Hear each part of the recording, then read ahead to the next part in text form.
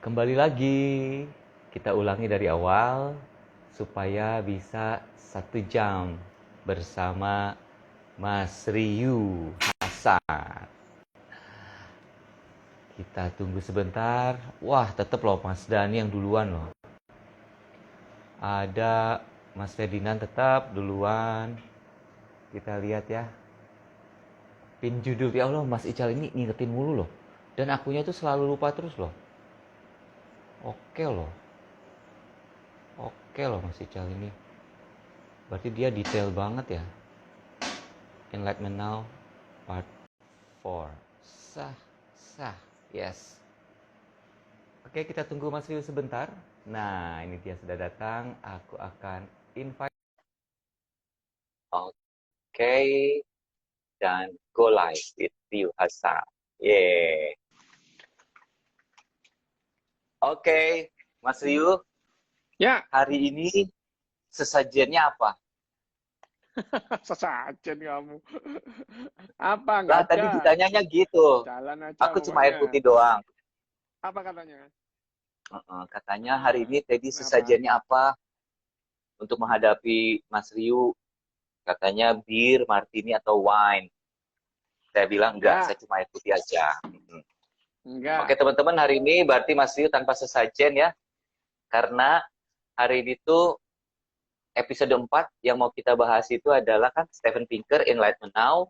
Episode 4 Enlightenment yang mau Now dibahas episode 4 yang kita bahas 4 kan kita kemarin sampai wellness-nya. Berarti yang kita sampai bahas sekarang. Kemarin itu sampai health ya. Health, wealth ya. kemarin Wealth. Sampai health, wealth, life and health. Ya.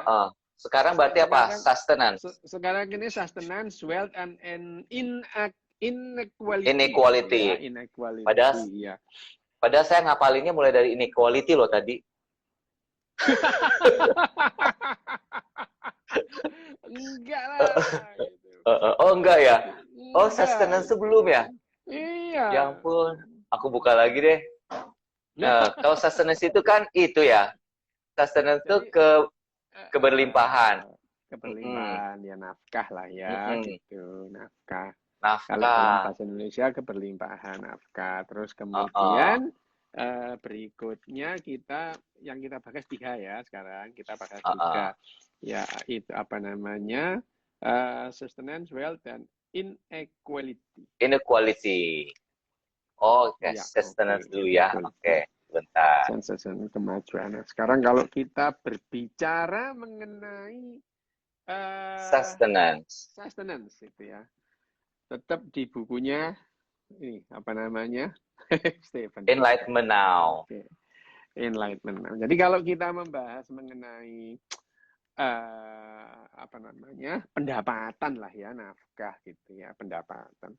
Sekarang kalau kita melihat kita berbicara tentang pendapatan itu kan kalau kita ini masalahnya ya hitungannya apa sih kalau kita itu melihat penghasilan gitu, hitungannya apa gitu, hitungannya adalah yang paling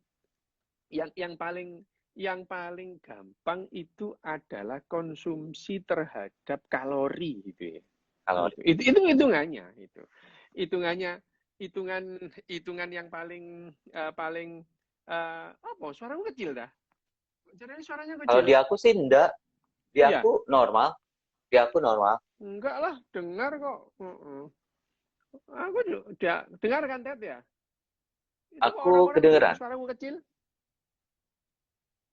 Aku pakai ini sih gimana? pas ya, pas deh aku. Ya, aku enggak apa-apa. Cili ya, katanya tuh ada yang bilang lagi cili. Jadi cili, siapa sih ngomong cili ya? Enggak kok itu. Ada yang bilang Nisa enggak, bilang enggak gitu. Oh kan, oke. Ya, kalau kita bicara mengenai pendapatan atau yang dinamakan nafkah itu ya udahlah sekarang kalau kita itu kan berlimpah ya yang namanya pendapatan mengenai nafkah ini. Kalau misalnya di bukunya Stephen Pinker ini kita melihat ya misalnya pendapatan atau nafkah itu memang dulu kalau yang namanya pendapatan ini kalau kita berbicara mengenai tahun 1700 gitu ya gitu. 1700 itu pendapatan yang diperoleh oleh orang Eropa waktu itu gitu ya. Orang Eropa waktu itu. Rata-rata orang Eropa waktu itu. Kalau dibandingkan dengan penduduk dunia sekarang itu sudah 6 kali lipat gitu. Ya. 6 kali lipat. Jadi penghasilan rata-rata penduduk dunia sekarang ini adalah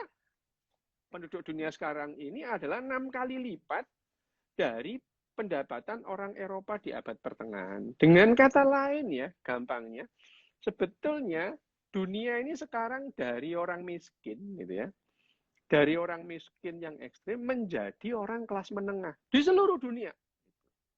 Di seluruh dunia udah Seluruh ini ya. dunia. Tapi belum rata ya.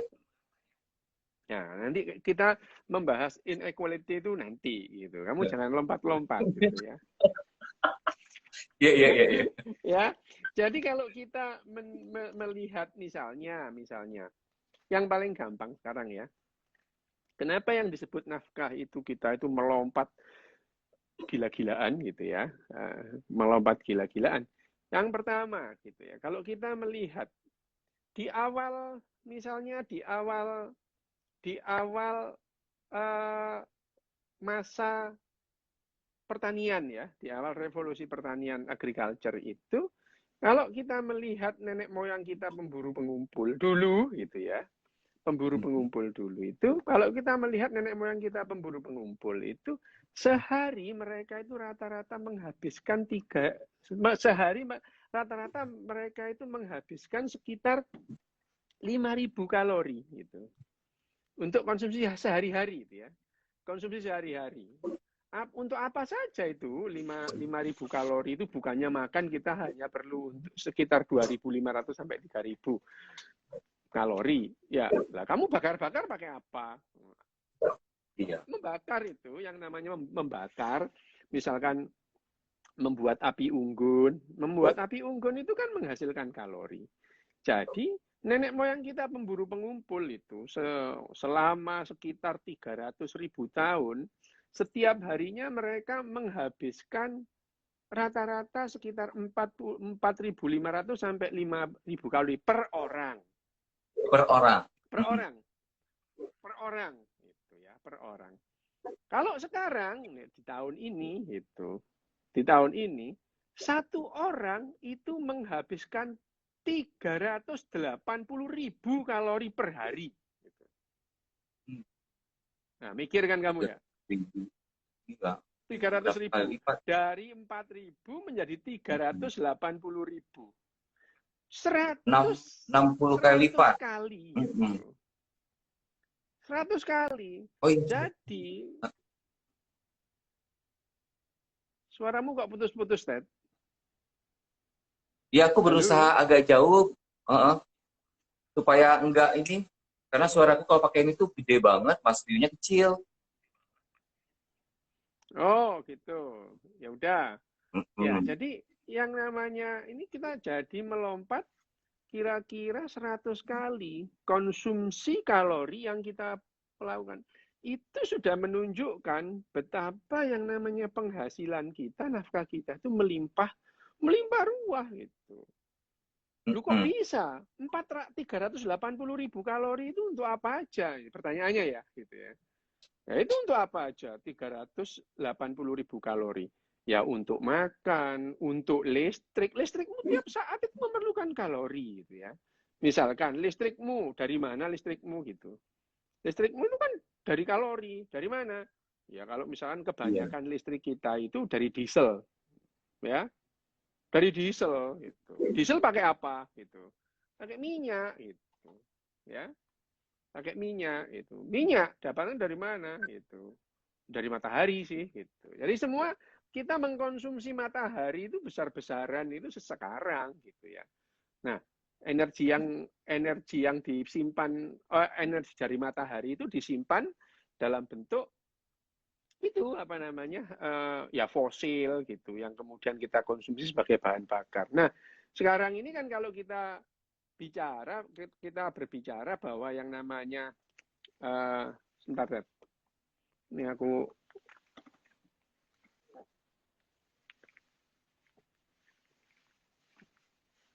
Ambil saja ya. dah wes aman. Uh-uh. Nah, kalau kita berbicara mengenai konsumsi kalori ini gitu ya, yang sebagai kita apa namanya di bukunya Steven Pinker ini, dia ngukurnya tetap dengan yang namanya hitungannya kalori. Tetapi kalau kita melihat, dia melihat itu ya, melihat dari apa? Dari sudut mana? Dari sudut kelaparan gitu ya, lapar. Jadi orang mengkonsumsi kalori sekarang ini melebihi apa yang dulu itu dianggap sebagai keajaiban. Dulu tidak ada orang miskin itu kurus di sana itu. Di Indonesia ini sekarang orang miskin gendut-gendut itu. Dibilang miskin tapi gendutnya bukan main. Coba kamu lihat ya, di perempatan-perempatan di Jakarta itu orang minta-minta itu mana ada orang kurus, orang gendut semua itu. Artinya yang dikonsumsi kalorinya itu berlebih itu. Jadi sebetulnya orang-orang miskin di dunia ini ya miskin penghasilannya yang dalam tanda kutip uangnya, tapi pada dasarnya nafkah untuk mereka secara biologis itu sudah melimpah-limpah itu. Ya. Nah, Dok, secara ini kalau dari sudut neuroscience kan berarti dulu kan segitu, sekarang 60 kali lipat, hampir 100 kali lipat kan konsumsi energinya. Ini menunjukkan kita tuh emang butuh energi tuh makin lama karena kita butuh makin lama makin besar, atau itu tuh karena emang ketidakokean kita dalam mengelola keinginan kita. Apa gimana sih?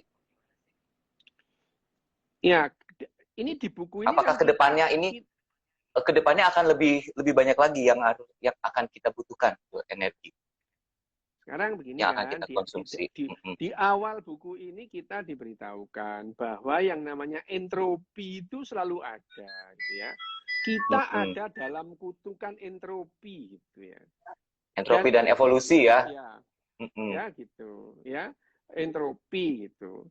Entropi. Kalau entropi, nah entropi ini akan menurun kalau kita menggunakan energi. Ya, jadi untuk mengurangi entropi, kita mengkonsumsi energi karena yang namanya kehidupan ini adalah sistem terbuka, gitu ya, sistem terbuka sehingga untuk menurunkan entropi pada sistem kita menurunkan entropi, kita harus menggunakan energi, mengkonsumsi energi sehingga kehidupan ini, supaya kehidupan ini entropinya rendah, kita perlu mengkonsumsi banyak energi. Dan akhirnya semakin kita itu mendapatkan kesempatan menggunakan energi, ya semakin energi itu kita pakai dalam rangka menurunkan entropi gitu. Jadi di bukunya Steven Pinker ini ya, ini selalu berurusan bahwa yang namanya entropi yang merupakan kecenderungan alam semesta itu dilawan dengan yang namanya kehidupan ini yang konsumsi merupakan energi. Sistem terbuka dengan menarik energi sehingga entropi itu akan menurun gitu. Ya, menurun. Nah, dan itu tercermin bahwa yang namanya energi yang kita pakai itu makin lama makin banyak gitu. Nah, pertanyaannya adalah sampai kapan energi yang ada itu bisa memenuhi kebutuhan kita, ya? Ya kan? Gitu. Karena emangnya nggak bisa habis ini sumber energi ini, gitu ya? Memangnya nggak bisa habis ini sumber energi yang di alam semesta ini dipakai, gitu. Itu pertanyaan, gitu ya. Tapi nanti kita bahas tersendiri mengenai Dyson Sphere. Dyson Sphere karena yang namanya energi yang kita pakai itu hampir semuanya berasal dari matahari gitu. Apapun itu, hampir semuanya itu dari matahari. listrik yang kita pakai itu dari matahari. Mobil yang kita pakai itu tenaganya dari matahari. Itu tidak ada yang tidak itu. Energi yang kita pakai saat ini yang tidak berasal dari matahari hanyalah energi nuklir gitu. Hanya energi nuklir gitu. Yang kita makan setiap hari dari mana? Dari tumbuhan, dari binatang. Dari mana itu? Binatang ya dari tumbuhan. Kita makan energi yang kita dapatkan energi yang dari binatang ya dari tumbuhan juga. Tumbuhannya makan binatang. Makan binatangnya makan tumbuhan. Makan tumbuhan. Tumbuhannya dari mana energinya? Ya Dari matahari. Matahari terus kemudian disimpan energinya dalam bentuk kalori. Dengan apa? Dengan fotosintesa. Jadi energi yang kita konsumsi setiap hari saat ini itu hampir semuanya berasal dari matahari gitu. Dari matahari. Hanya sedikit yang tidak dari matahari. Ada kan itu listrik tenaga nuklir. Dari mana itu gitu? Dari mana? Tenaga nuklir. Yang tenaga air, yang gitu-gitu apa dok itu? Tenaga air, tenaga uap. Tenaga uap. Aku tanya, tenaga uapnya diapain itu kok bisa menjadi uap? Dipanasin kan? Panasnya dari mana? Iya. Nah, iya kan? Bahan bakar. Ya? Iya, aliran air segala itu dari mana? Dari matahari semua. Tidak ada yang tidak dari matahari gitu ya. Jadi semuanya dari matahari. Nah, kita membahas nafkah di sini siapa namanya Steven Pinker ini membahas nafkah ini. Kenapa yang namanya nafkah ini pendapatan ini meningkat tajam setelah revolusi industri itu. Setelah revolusi industri itu jadi meningkat tajam sejak awal abad ke-18 itu ya. Jadi kalau kita nafkah ini dulu sampai akhir abad ke-19 itu ya. Akhir abad ke-19 itu yang namanya ada seorang akhir abad ke-18 tahun 1798 gitu ya. Tahun 19 ada orang yang namanya Thomas Malthus itu ya. Ini disebutkan di buku ini disebutkan. Di buku ya. Thomas Malthus itu disebutkan. Thomas Malthus itu mengatakan bahwa yang namanya pertumbuhan atau kecepatan pertumbuhan populasi manusia gitu ya. Populasi manusia itu menurut deret ukur gitu ya. Sementara sumber daya itu berkembang menurut deret hitung gitu. Yang satu itu berdasarkan deret aritmetika ya, kebutuhannya itu. Sumber daya itu berkembang menurut deret aritmetika, sementara pertumbuhan populasi itu berkembang menurut deret geometri itu. Jadi tersedianya sumber daya itu dari 1 menjadi 2 menjadi 3 menjadi 4 menjadi 5 gitu. Sementara yang itu aritmetika ya. Itu aritmetika. Sementara pertumbuhan geometri dalam hal ini itu adalah jumlah populasi itu menurut deret hitung deret geometri yang tadi deret aritmetika ya 1, kedua, 2, ketiga itu aritmetika. Tapi yang namanya pertumbuhan penduduk populasi Thomas Malthus itu menggambarkan sebagai deret ukur atau deret geometri dari 1 ke 2, 2 ke 4, 4 ke 8, 8 ke 16, 16 ke 32, 32 ke 64, 64 ke 124 gitu ya. 128 sampai kalau 10 kali sudah menjadi 1024 itu ya. Misalnya itu sehingga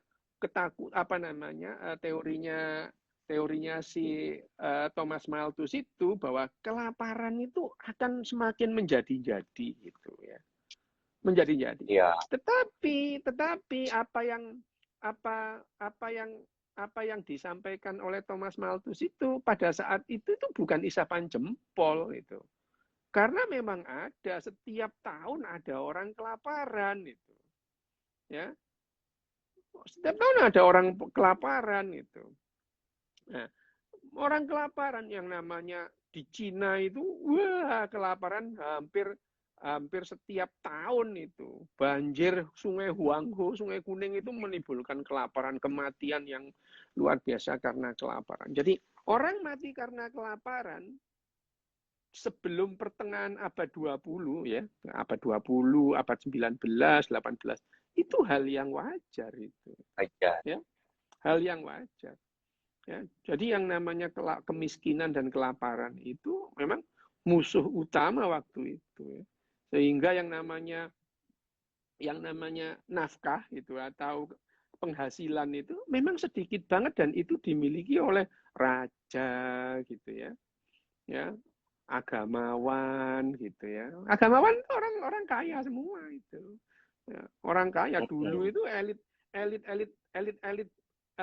populasi dalam elitnya itu adalah pemimpin politik dan pemimpin agama gitu ya.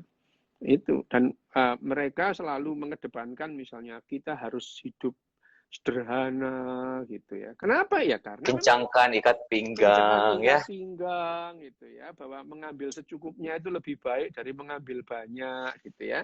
Itu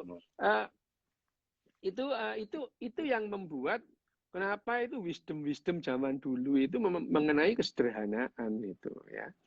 Dan itu di berikutnya di bab berikutnya yang kita bahas berikutnya mengenai wealth kekayaan bahwa ini ya wisdom itu jadi tidak laku sekarang gitu. Jadi semakin kita menggunakan sumber daya itu, semakin kita gunakan sumber daya itu akan semakin mempercepat pertumbuhan sumber daya itu sendiri. Penggunaan sumber daya yang banyak justru akan meningkatkan sumber daya itu sendiri itu. Melalui apa? Di sini juga diberitahukan ini bahwa sebetulnya itu justru karena yang namanya kapitalisme itu. Runtuhnya komunisme dan sosialisme itu justru menjadi titik balik bahwa manusia itu akhirnya kekayaan manusia itu melimpah dengan cepat di pertengahan abad 20 gitu. Ya. Gitu. Jadi ada di bukunya Steven Pinker ini disebutkan adanya beberapa faktor itu ya, beberapa penyebab yang namanya terus kemudian disebutkan di bukunya siapa namanya? Itu idolamu itu Harari itu kan disebutkan juga bahwa yang namanya ya di Harari itu dia menyebutkan bahwa yang namanya di akhir abad ke-20 dimulai tahun 80-an itu mendadak aja yang namanya komunisme itu runtuh gitu ya. Padahal kalau kamu hidup di tahun 70-an kayak aku gini ya, itu tahun 70-an itu remaja di tahun 70-an itu dan kita banyak baca buku itu ya. Itu yang namanya sosialisme, marxisme itu keren banget gitu ya. Karena itu adalah jawaban atas banyak masalah gitu ya. Misalnya ketimpangan sosial gitu. Jadi waktu itu kita itu melihat komunisme dan sosialisme itu seksi banget itu ya. Jadi tahun 70-an itu yang namanya idola itu. Idola itu bukan idolanya itu bukan BTS gitu ya.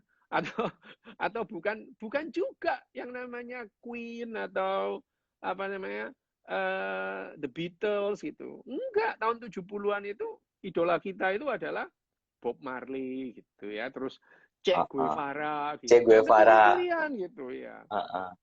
Karena di tahun 70-an itu ini yang namanya liberalisme ini omong kosong lah itu ya itu. Ya, liberalisme ini omong kosong lah. Gimana konsepnya itu absurd banget gitu ya. Absurd lah gitu. Bagaimana yang namanya kebebasan kita itu terus kemudian dibatasi oleh kebebasan orang lain. Wah itu nggak masuk akal lah ini gitu ya. Ya nggak masuk akal lah. Pada saat itu kita di Indonesia gitu ya. Tahun 70-an itu nyetel musik kenceng-kenceng itu ya nggak boleh gitu ya. Jadi gimana kita mau nyetel musik rock yang kenceng itu tetangga kita nanti terganggu gitu ya. Jadi yang namanya konsep liberalisme itu bagi kita dulu SMP SMA, alah omong kosong ini gitu ya. Meskipun ya aku ini semua musik aku gemari, mulai dari rock, jazz gitu ya, sampai reggae-nya Bob Marley. Tapi gaya sosialismenya Bob Marley dan Che Guevara yang kiri itu seksi banget, mereka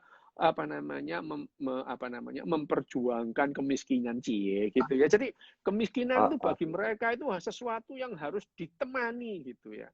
Jadi Che Guevara yang selalu bersama orang-orang miskin itu sejalan dengan misalkan Yesus itu. Yesus itu bilang di Alkitab itu, orang berdoa itu selalu ada dengan orang-orang yang miskin, bersama orang yang miskin itu. Bahkan Yesus pun itu tidak terlalu optimis dengan kehidupan yang seperti sekarang itu. Ya, Yesus mengatakan kemiskinan selalu ada gitu ya. Ya itu loh ya itu. Itu yang membuat yang namanya dari tahun 70-an itu yang namanya kekiri-kirian itu kompatibel dengan segala macam wisdom-wisdomnya orang-orang religius, tapi kebanyakan anak kan tidak senang religiusitas. Sehingga tahun 70-an itu yang namanya komunisme ini kayaknya komunisme ini jawaban atas ketimpangan hidup gitu ya. Karena yang namanya di buku itu tentang hal ini disebutin ada Mao Zedong juga ya, Pak? Iya, Mao Zedong. Di buku ini ya, di buku ini ya disebutkan misalnya, kalau disebutkan bahwa yang namanya ada 5 penyebab dunia ini, kenapa kemajuan itu mendadak melonjak itu. Orang waktu dulu ya, tahun 80-an itu, tahun 79 ada orang futuristik gitu ya, futuris itu ya, yang namanya Alvin Toffler gitu. Alvin Toffler itu membahas ke depannya itu dunia itu ke depan tahun 2000, setelah tahun 2000 itu gimana gitu ya. Waktu itu kita melihat Alvin Toffler, keren banget dia, kayaknya bisa dia melihat masa depan. Tapi sekarang yang dibicarakan Alvin Toffler salah semua gitu. Oh ya? Salah semua, iya gitu. Alvin Toffler itu memprediksi yang akan menjadi raksasa ekonomi itu salah satunya adalah India. Nomor 2 adalah Irlandia gitu. Dia nggak nyebut Cina sama sekali gitu.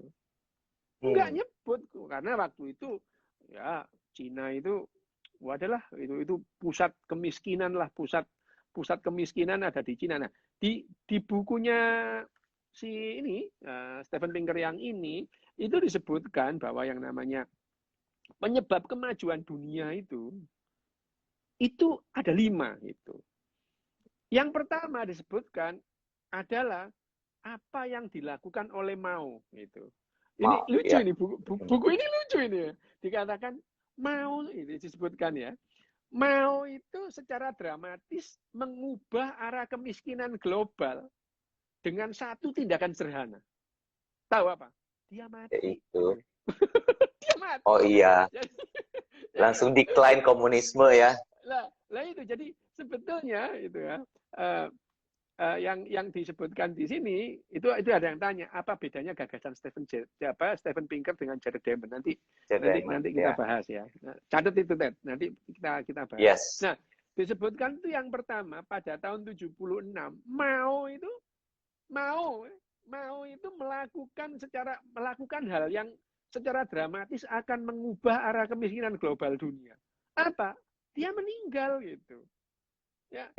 Kebangkitan Cina itu justru karena meninggalnya Mao itu ya. Jadi apa yang pertama adalah yang disebutkan salah satu sebabnya yang pertama adalah kemunduran komunisme dengan meninggalnya Mao itu ya. Komunisme itu langsung mundur itu. Itu komunisme itu langsung mundur itu adalah penyebabnya yang pertama. Penyebab yang kedua itu ada adalah leadership katanya. Leadership, betul kamu itu ya. Leadership itu yang mengubah arah yang namanya arah kemiskinan itu menjadi keberlimpahan seperti sekarang. Nah, kepemimpinan itu bukan lagi orang itu memimpin itu sebagai sesuatu yang kemudian Formal. dia memimpin, aslinya dia as a leader dalam segala hal. Tidak itu. Oke. Ya, tidak. Tetapi yang namanya leadership itu adalah seorang pemimpin itu sadar bahwa setiap orang yang dalam organisasi itu suatu saat bisa jadi leader gitu. Oke. Ya, sehingga yang namanya organisasi itu bisa bekerja secara efektif dan efisien. Misalkan dalam sebuah organisasi, dalam sebuah perusahaan atau rumah sakit begitu, ada dokter, ada perawat, ada electricity, ada apa namanya cleaning service itu. Pada suatu keadaan, salah satu di antara mereka itu menyeruak sebagai leader gitu. Misalnya, pada saat listrik itu mati, oke, yang paling paham soal listrik adalah listrik sendiri. Biarkan mereka yang menjadi leader untuk menangani masalah ini gitu. Jadi itu yang namanya leadership. Jadi yang namanya leadership setelah pada akhir abad ke-8 akhir abad ke-20 itu dilihat bahwa yang namanya leadership itu bukan terus bagaimana kamu menjadi pimpinan dan selalu memimpin, tidak. Leadership itu lebih pada kapan seseorang itu dipimpin dan kapan seorang itu memimpin itu. Oke. Jadi leadership itu bukan hanya pada pemimpin, tapi adalah bagaimana dia itu dengan secara sukarela dan paham dia harus dipimpin dalam kondisi-kondisi yang berbeda. Itu ya yang namanya leadership itu akhirnya mengubah yang namanya kekayaan ini menjadi berlimpah. Itu yang kedua. Yang ketiga adalah berakhirnya perang dingin gitu. Berakhirnya perang dingin. Perang dingin gitu ya. Jadi segala sesuatunya itu berawal dari kematian Mao sih memang gitu. Kematian Mao digantikan oleh penerusnya Deng Xiaoping namanya. Wah, Deng Xiaoping ini tahun 80-an itu yang namanya Cina itu dianggap sebagai negara tirai bambu. Kalau Soviet itu negara tirai besi gitu ya. Yang membuka duluan itu adalah yang namanya si Deng Xiaoping ini gitu ya. Deng Xiaoping sendiri itu awalnya adalah anak emasnya Mao gitu. Meskipun dalam perjalanannya dia pernah dipenjara oleh Mao gitu. Bandel soalnya ini nggak nurut itu. Mao Zedong itu Mao Zedong itu di bukunya Steven Pinker ini disebutkan bahwa Mao Zedong itu ngeri dia itu. Dia itu membuat pemuda itu menjadi preman gitu ya. Dia pemuda itu menjadi premar, dia itu menteror orang-orang kaya, menteror ahli agama gitu ya. Ya, jadi prinsipnya itu Mao, meskipun Mao itu dengan revolusi kebudayaannya menghasilkan kematian yang luar biasa, terus kemudian kegagalan panen setiap tahun itu membuat banyak orang kelaparan dan mati gitu. Itu disebutkan dalam di bukunya Steven Pinker. Nah, ya, kematian Mao itu yang akhirnya memicu pertama tadi itu adalah kemunduran komunisme. Kemunduran komunisme itu dipicu dengan matinya Mao Zedong gitu ya. Mao Zedong dan diakhiri dengan bubarnya Uni Soviet itu. Bubarnya Uni Soviet. Ya yang namanya selama 50 tahun, hampir 40 tahun lebih lah ya, 40 tahun setelah Perang Dunia Kedua itu ya. Yang namanya dunia ini hanya ada dua narasi itu ya, narasi liberalisme dan narasi komunisme. Dan yang namanya dan liberalisme di tahun 70-an itu udahlah liberalisme itu udah kepepet dengan terdorong minggir lah dengan oleh yang namanya komunisme itu. Lah kok secara mendadak kematian Mao Zedong itu terus mengubah arah gitu. Dan pemicu yang namanya liberalisme itu menyeruak, memimpin, mengalahkan komunisme. Kamu tahu nggak apa pemicunya? Walkman gitu. Walkman yang kamu pakai itu, Walkman. Gitu. Oh ya? Iya, Walkman itu kelihatannya sederhana, tapi Walkman itu menjadi alat untuk mengekspresikan bahwa yang namanya liberalisme itu ada, konsepnya itu ada gitu. Ya, konsepnya itu ada. Walkman itu. Dengan Walkman kita bisa nyetel musik kenceng-kenceng tanpa mengganggu orang gitu. Sehingga ide liberalisme bahwa kamu kebebasanmu itu itu dibatasi oleh kebebasan orang lain dengan Walkman itu. Masalah terpecahkan gitu. Terpecahkan, ya. Masalah terpecahkan itu ya. Sehingga yang orang-orang Amerika dan Eropa yang gandrung dengan liberalisme itu ya, kemudian mereka dengan serta-merta mengkonsumsi yang beli yang namanya Walkman dalam jumlah yang luar biasa. Tahun 80 dalam waktu 1 tahun di Amerika waktu itu, orang Amerika berhasil menjual 2 juta Walkman itu. Ya, 2 1 juta tahun. Walkman itu. Ya, dalam 1 tahun di Eropa sama gitu. Sehingga akhirnya Jepang yang tadinya itu negara yang kalah perang di tahun apa namanya? Di tahun 45 dan mereka sibuk menata ekonominya, kemudian menjadi kekuatan ekonomi yang luar biasa. Jadi yang namanya keajaiban ekonomi Jepang dipicu oleh Walkman itu. Walkman. Dipicu oleh Walkman itu. Sekedar Walkman itu membuat takut orang-orang Eropa itu. Ya. Jadi akhirnya dengan Walkman, jadi yang namanya keajaiban ekonomi Jepang waktu itu adalah transistor gitu.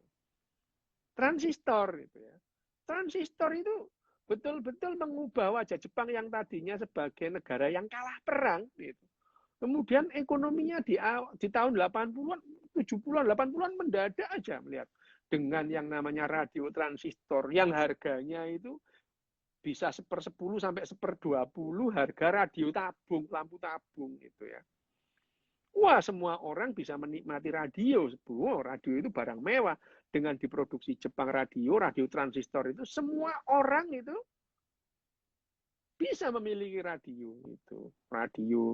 Dengan adanya Walkman, ide liberalisme itu bisa berlaku itu. Sehingga jangan kaget tahun 80-an itu, orang itu mendadak aja. Wah, tergila-gila kepada yang namanya fansnya itu belum ada K-pop ya, yang waktu itu adalah Queen, Led Zeppelin, Genesis gitu ya. Jadi mendadak aja grup-grup rock atau grup-grup musik dari negara-negara liberal barat, termasuk jazz juga itu, kemudian mendadak dinikmati setiap orang setiap saat tanpa mengganggu orang lain. Sehingga ide liberalisme itu menyeruak mengalahkan komunisme yang mulai runtuh dengan kematian Mao Zedong. Ya. Terus kemudian runtuhnya tembok Berlin tahun 88 dan diakhiri dengan bubarnya Uni Soviet, mendadak komunisme itu hilang gitu aja itu. Udah nggak ada itu komunisme itu. Jadi kalau ada orang teriak-teriak, wah komunisme bangkit, kamu ini ngimpi apa gimana gitu ya. Gitu. Kamu ini ngimpi atau gimana gitu. Udah nggak ada komunisme itu ya. Nah penyebab ketiga adalah berakhirnya perang dingin. Apa tadi? Ya dipicu dengan runtuhnya tembok Berlin ya. Terus kemudian bubarnya Uni Soviet gitu. Nah, yang namanya apa namanya? Berakhirnya perang dingin itu betul-betul menghilangkan banyak perang saudara gitu. Banyak perang saudara. Kamu kira Jerman Barat dan Jerman Timur dulu itu enggak saling benci, saling lirik-lirikan, sama-sama Jermannya gitu ya. Ya. Sama-sama Jermannya itu. Dengan berakhirnya perang dingin itu Jerman sudah nggak ada gitu ya. Terus kemudian akhirnya itu perang saudara udah nggak ada. Perang saudara itu merupakan momok terakhir lah ya itu dalam perang itu gitu ya. Dalam perang itu yang namanya perang itu terakhir itu ya yang paling mengerikan itu benar ini negara komunis terakhir itu Kuba, Vietnam dan Korea, tapi mereka menggunakan sistem ekonomi liberal gitu ya. Iya. Cina itu sampai sekarang ya masih ada komite sentral gitu, masih ada gitu. Tetapi sistem ekonominya setiap hari ya liberal gitu. Dia berdagang secara liberal gitu. Jadi namanya aja komunisme tapi ya tetap liberal. Iya, perang Vietnam itu. Perang Vietnam itu setelah perang dingin selesai ya selesai itu. Asia Tenggara itu menjadi ajang kebencian antara Amerika dan Soviet. Jadi kalau dilihat ya pada saat tahun 70-an 80-an pada saat pada saat yang namanya penataran P4 gitu. itu orang Indonesia itu cenderung ke barat-baratan gitu ya. Lah aku sebagai orang yang ke kiri-kirian kan benci banget ya. Kenapa kita harus disuruh ke Amerika-Amerikaan gitu ya. Meskipun ya saya sendiri aku sendiri secara pribadi tidak pernah mengatakan yang namanya Pancasila itu jelek, enggak gitu.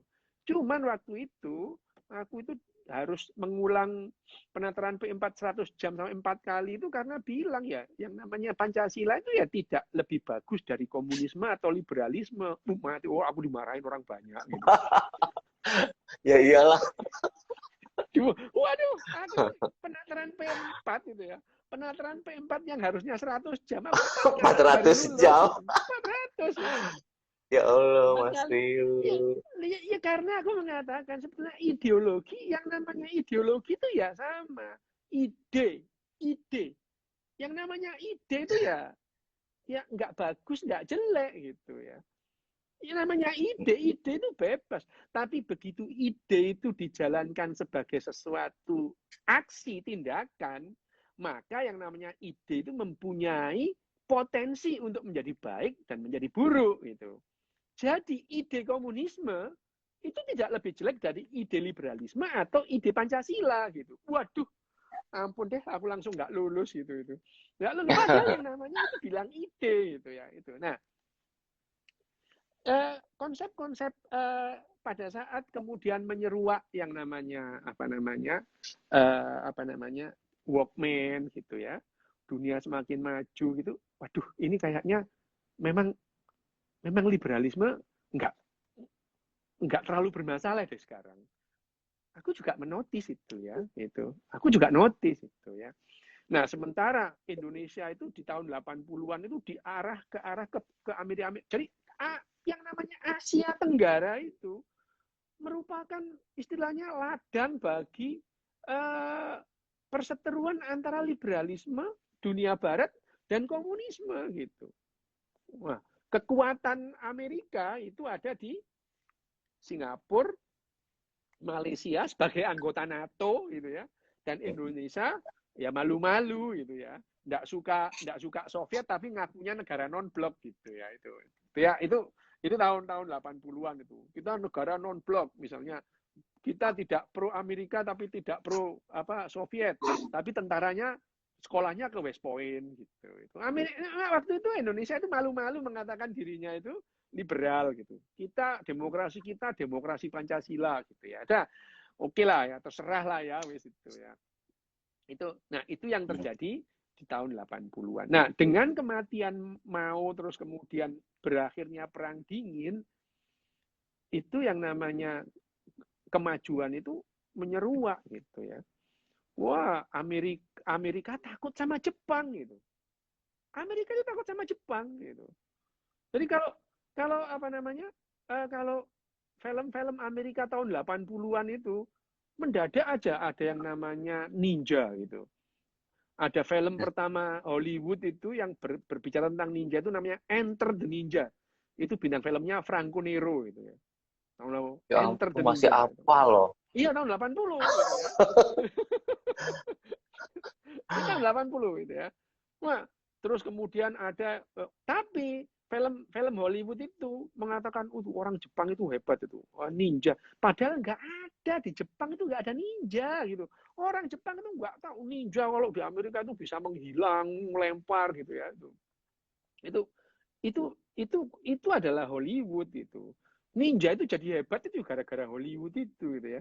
Nah, tapi konsep-konsep film Amerika waktu itu, Jepang itu hebat. Tapi kalau kamu mempelajari ilmu Jepang gitu, selalu orang Jepang itu kalah gitu ya. Enter the Ninja itu, Franco Nero itu kulit putih. Akhirnya dia bisa menjadi ninja yang lebih hebat daripada orang Jepang gitu. Terus ada film American Ninja gitu ya, Michael Dudikoff itu. Michael Dudikoff itu ada sampai 3 kali, American Ninja 1, Ninja 2, Ya Ninja 3 ampun. gitu ya itu. Masih hafal Nah, nama itu. aktornya ya? Ya, Michael Dudikoff itu ya, Michael Dudikoff itu ya. Itu American Ninja. Terus ninja Amerika juga yang membuat yang namanya Yakuza itu sebagai komplotan yang mengerikan. Padahal Yakuza itu Kalau di Jepang ini ya kayak preman Pam Swakarsa saja itu. Iya kayak Pam Swakarsa yang ada di Jakarta itu loh gitu. Ya gitu itu. Amir Yakuza itu mencuat menjadi sepertinya mengerikan itu. Itu gara-gara Hollywood itu ya. Hollywood. Nah, itu. Nah, dengan adanya apa namanya? Dengan adanya tadi itu apa namanya? Walkman itu terus kemudian Walkman. Amerika itu diserbu dengan oleh mobil-mobil dari Jepang yang murah itu. Datsun lah, Toyota lah itu. Takutlah Amerika itu ya. Nah, tapi Amerika akhirnya membalas keadaan itu dengan tahun 88 munculnya yang namanya superkonduktor komputer itu gitu. Komputer itu titik balik Amerika itu terus kemudian lebih bagus lagi dari Jepang. Jepang itu soal komputer itu jadi pengikut gitu. Jadi pengikut aja itu tidak seperti kalau apa namanya tadi transistor tadi itu semikonduktor itu ya semikonduktor. Nah itu tadi adalah penyebab ketiga ya kemajuan. Penyebab yang keempat adalah globalisasi. Globalisasi, ya. Benar ya, globalisasi. Nah, betul. Globalisasi itu ya khususnya dalam perdagangan. Globalisasi itu dimunculkan yang namanya globalisasi itu eranya itu sudah tidak terbendung itu pada saat yang namanya Uni Soviet bubar itu. Uni Soviet bubar itu pada saat itu yang namanya Presiden Uni Soviet itu Mikhail Gorbachev itu ya, bukan Cecep Gorbachev ya, Mikhail Gorbachev itu. Mikhail Gorbachev itu membubarkan Uni Soviet itu.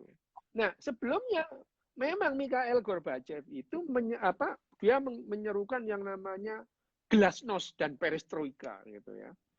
Pembaharuan dan globalisasi. Untuk pertama kalinya McD ada di Moskow. Waduh, yang beli antrinya itu 10 kilometer gitu ya. 10 kilometer antri McD. Orang Soviet menggila gitu ya. Karena mereka nggak ngerti gitu ya, waktu itu. Yang namanya McD pertama buka di Moskow itu yang antri itu puluhan kilo, 10 kilometer antri gitu. Baru besoknya dia itu bisa sampai beli sampai segitunya yang namanya efek dari globalisasinya. Ini semua yang membuat membuat titik balik yang namanya komunisme itu jadi runtuh dan kemudian kekayaan itu menyeruak gitu ya. Nah, itu yang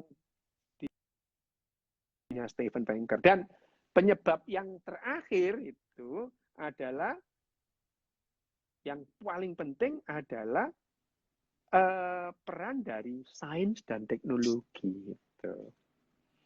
Nah, ini yang dinotis juga oleh Noah Harari. Gitu ya. Noah Harari itu mengatakan revolusinya sebelum ini ya saat kira 50 tahun yang lalu itu adalah revolusi pengetahuan ilmiah itu. Ya.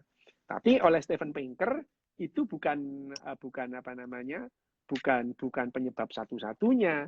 Harari juga tidak mengatakan bahwa itu penyebab satu-satunya, hanya revolusi kognitif ya. Revolusi kognitif yang disampaikan Harari bahwa kita itu mengalami revolusi kognitif itu berkali-kali gitu. Kita mengalami revolusi kognitif itu berkali-kali. Salah satunya itu karena revolusi sains itu. Tetapi dalam buku ini disebutkan bahwa yang namanya kekayaan itu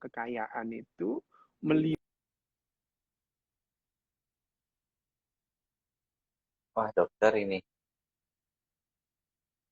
Dimulai dengan latinya mau itu disebutkan. Tapi jadi sekarang ini kekayaan manusia ini tidak ada orang miskin itu tidak ada gitu. Miskin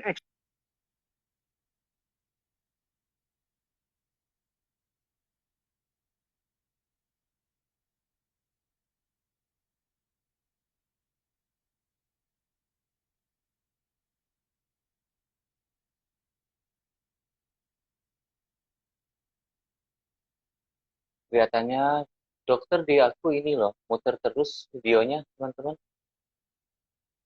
Apa ya?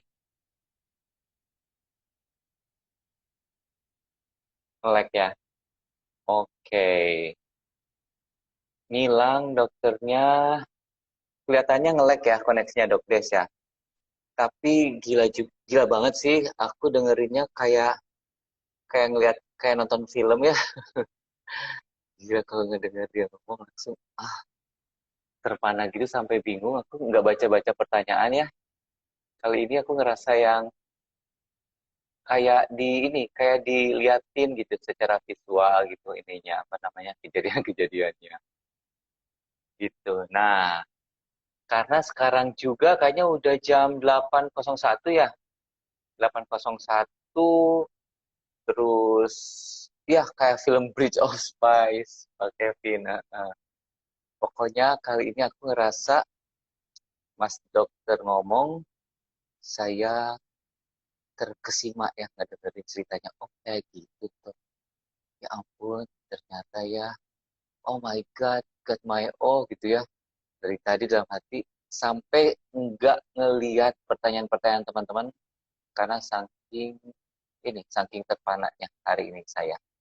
Biasanya kan saya siap-siap tuh, siap-siap menanyakan apa gitu kan. Kali ini sama sekali enggak. Tercerahkan bener, yes, bener tercerahkan bener. Kayaknya kalau menurut saya sih cukup segitu dulu ya kayaknya ya. Karena kan waktunya juga sudah tinggal 15 menit.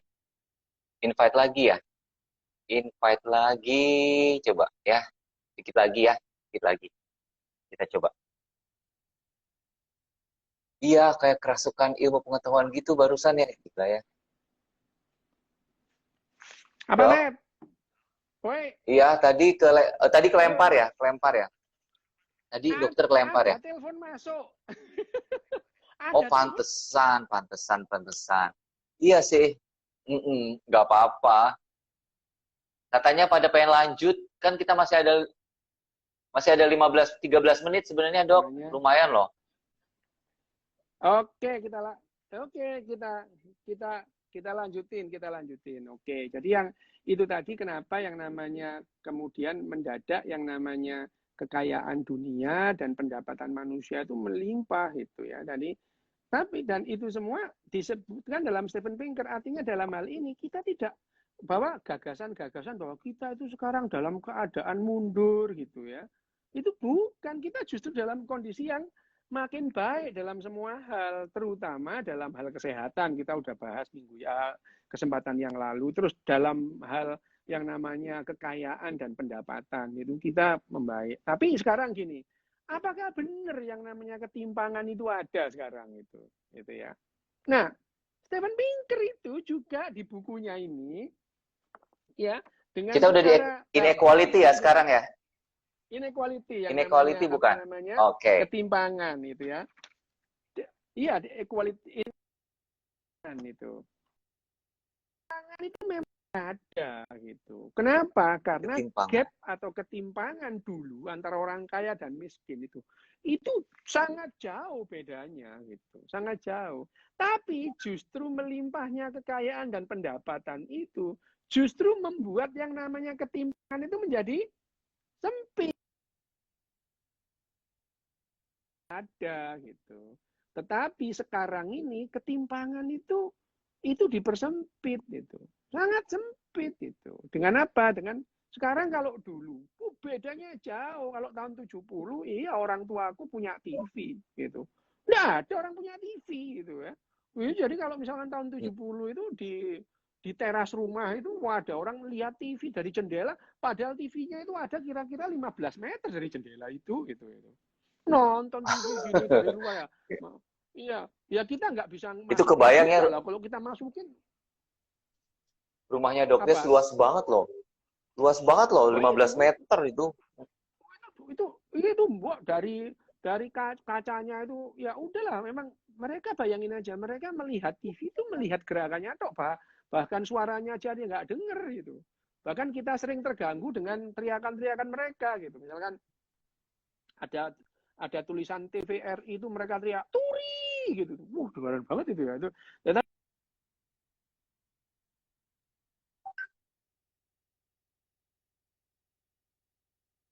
Yang punya radio dengan punya TV dengan rakyat yang nggak punya itu banyak itu. Nah, tapi sekarang itu orang miskin dan orang yang paling kaya mereka punya handphone itu. Dan perbedaannya sama, bahkan orang-orang kaya itu handphonenya ya Xiaomi sama gitu. Orang-orang yang miskin juga punya handphone yang sama gitu. Jadi dari urean-urean yang fakta-fakta yang disampaikan oleh Steven Pinker, iya. Tapi sekarang ketimpangan itu justru makin sempit itu. Makin sempit. Nah, itu yang disampaikan Steven Pinker. Jadi sekarang itu secara umum kehidupan itu lebih bagus. Jadi lebih bagus. Lebih baik.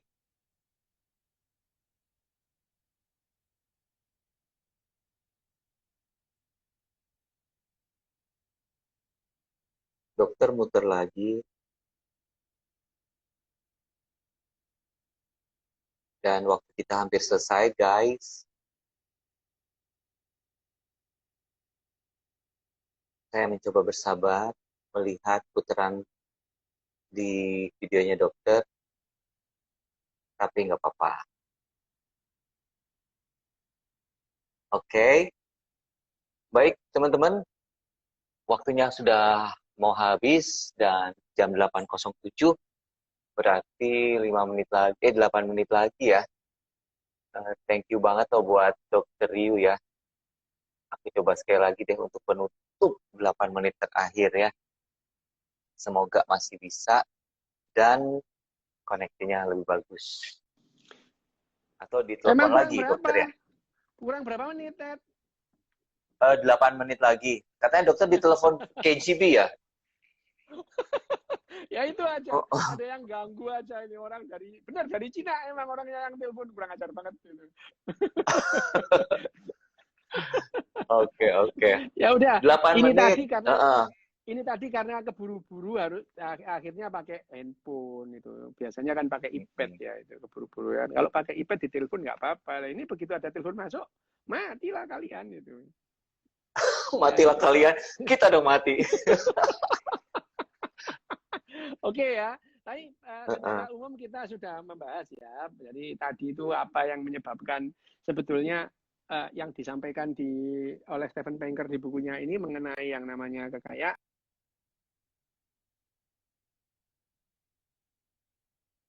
Sulit. Apa tadi? Selain kekayaan, ketimpangan dan kemudian pendapat.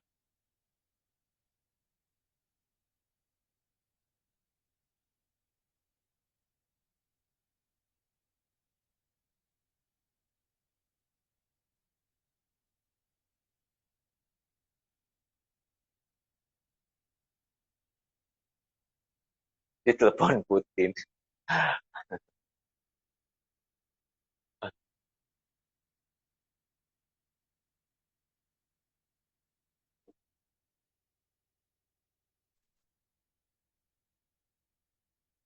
Kayaknya emang bener ya ditelepon sama tokoh-tokoh penting itu deh kayaknya, Dok Des.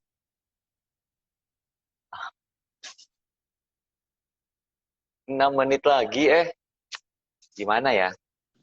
6 menit lagi. Masih ada 6 menit lagi. 6 menit lagi masih ada. Ya udah, emang anu kok, itu memang setan banget kok Cina. Cina ini yang telepon saya ini, orang Cina memang. Asli orang Cina ya. Oke ya. Jadi oke ya, ini tadi paling tidak kita sudah membahas 3 hal dan memang kayaknya kalau waktu 1 jam itu kita bahas 3 bab itu lumayan kita bisa lumayan lari kemana-mana ya itu ya. Oke, jadi ya berikutnya kita akan membahas apa Ted berikutnya berarti kalau selanjutnya tuh ini itu kita membahas environment, peace and safety. Nah ini peace and safety ya itu environment, peace and safety. Oke, Ted, itu aja. Jadi dalam tiga poin tadi itu dengan penjelasan yang gamblang, Steven Pinker mengatakan bahwa kehidupan kita itu sebetulnya lebih baik. Ya, Ted. Oke. Thank you banget ya udah bikin kita mesmerize oleh kata-kata dokter selama 1 jam ini. Sampai saya tadi nggak ngeliatin pertanyaan karena kali ini saya kayak dibawa secara visual ya ke kejadian-kejadian itu. Jadi guys, dokter ini punya satu ciri khas yang saya ngeh banget. Kalau dia cerita, kayaknya dia tuh kayak ikut ngalamin itu kejadian itu gitu ya. Jadi keren banget, thank you banget, amazing. Tadi juga pas dokter pergi kita lagi ngomongin kayak gitu, gila ya, kayak kerasukan ilmu pengetahuan gitu. Mudah-mudahan ini bisa lanjutin 2 minggu lagi ya, karena minggu depan kita ada Zoom meeting tentang grief and how to grieve. Semoga teman-teman pada datang di Zoom meetingnya. Terima kasih Dok Des, sampai ketemu lagi teman-teman, selamat malam dan stay safe and healthy. Thank you.